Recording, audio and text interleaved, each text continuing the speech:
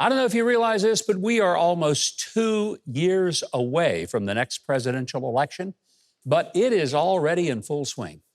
Candidates are announcing in both parties, and the media has already started their worthless, meaningless, and clueless speculating and pontificating on who's up, who's down, and who won't make it to town.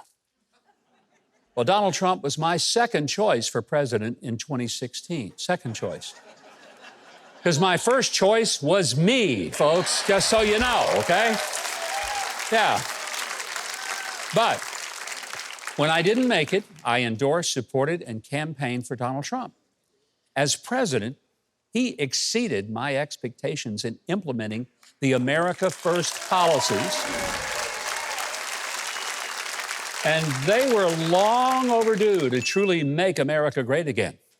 I surprised most of my friends and even some of my enemies in supporting Donald Trump. He often said things that were cringeworthy, and some of the labels he affixed to political opponents in the media were harsh, if not accurate, and incredibly funny.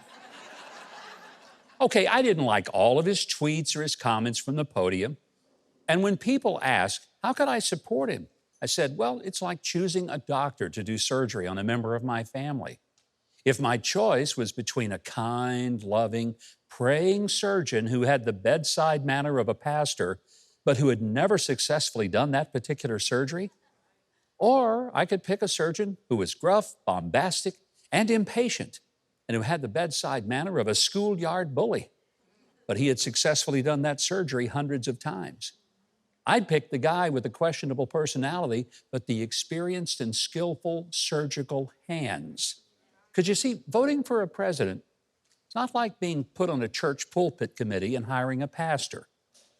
Ideally, I'd love to have people in office who share not only my political views, but also my personal views and my personality. But in the same way I choose someone to work on my car, fly the plane that I'm on, repair my home air conditioner, or dry clean my suits, I select people to work for me who are the best at what they're hired to do. Quite frankly, there was a reason that people were lined up on the sidewalk to get soup from Soup Man that we all saw in Jerry Seinfeld, right? The soup was good, even if Soup Man was an insufferable grouch. You know, there are going to be some very fine people running for president in 2024.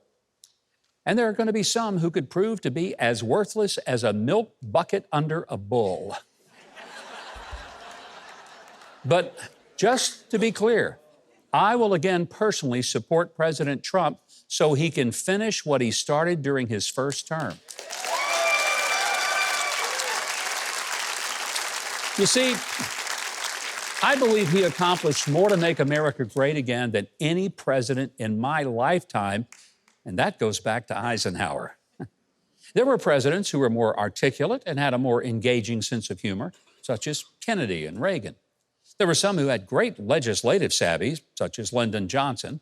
Some were truly decent and kind human beings, Jimmy Carter, George Herbert Walker Bush.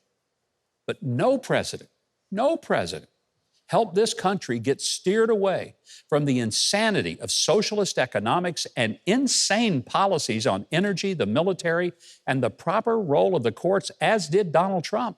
No one.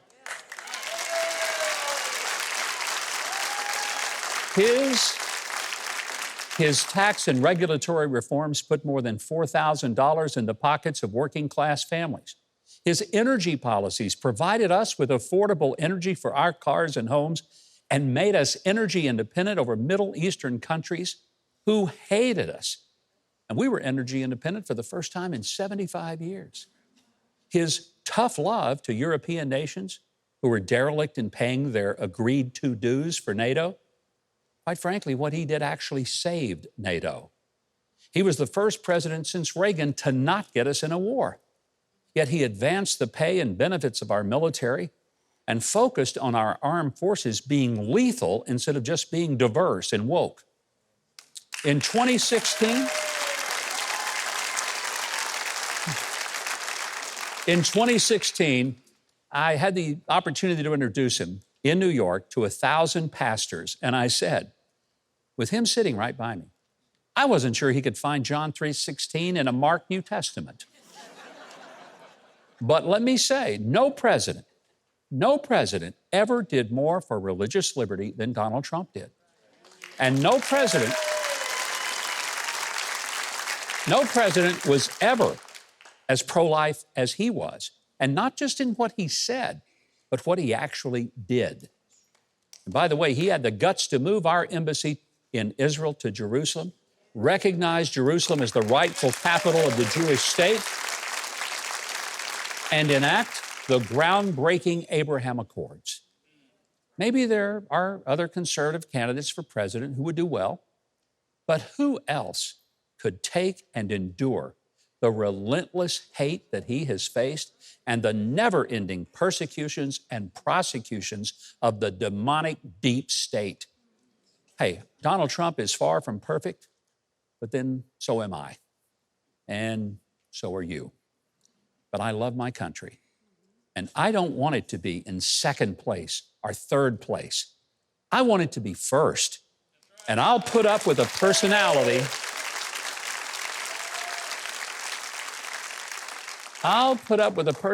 Then it can maybe at times be vain and vulgar, but I'll do it to make America great again, and that's why I will support him again for president. Hey, you. Yeah, I'm talking to you. Since you're still here, let me share something with you. If you click on the subscribe button below, hit that notification bell next to it, and click the like button, you know what that's going to do? Virtually guarantee that you don't turn into an AOC fanatic. Do it now, before it's too late.